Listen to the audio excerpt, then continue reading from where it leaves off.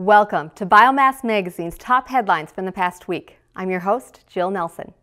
Before we get started, we'd like to notify you that a recently built 50-megawatt woody biomass plant is now available to be acquired at a steep discount.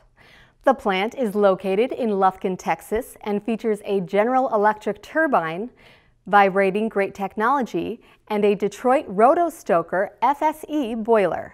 To learn more about additional features, or if you have questions regarding the facility, call Certus Financial at 612-902-6090. A final rule under review by the White House Office of Management and Budget is expected to remove certain minimum requirements for pellet fuel contained in current U.S. EPA regulations for residential wood heaters and provide retailers with additional time to sell certain residential wood heating appliances. The EPA delivered the rule to the OMB on January 28th. The rulemaking was first proposed in late 2018 and aims to amend new source performance standards for new residential wood heaters, new residential hydronic heaters, and forced air furnaces that have been in force since 2015. The 2015 NSPS phases in updated standards for those wood-fired home heating appliances, including Phase 2 requirements that go into effect in May 2020. Read more in our online story. Innogy, a German energy company, recently announced the sale of a biomass cogeneration plant and adjacent wood pellet plant located in Germany to Austria-based Cycle Energy Holding. In a separate announcement, the company said its U.S.-based pellet plant is operating at 10% above nameplate capacity. The two German facilities were operated by Innogy's subsidiary NRW Pellets.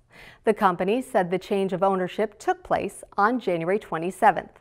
The sale of the plants was the result of a long-term realignment being undertaken by Innogy, under which the company is no longer focusing on biomass.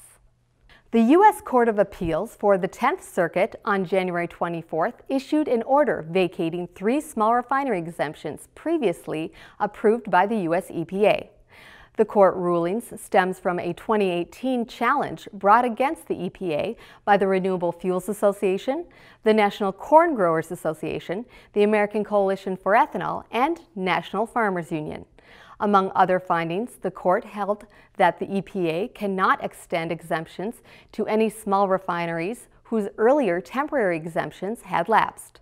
The court also found that EPA abused its discretion in failing to explain how the agency could conclude that a small refinery might suffer a disproportionate economic hardship when the agency has simultaneously consistently maintained that costs for RFS compliance credits, or RINs, are passed through and recovered by those same refineries. Thanks for tuning in. We'll be back next week with more of the biomass industry's top stories.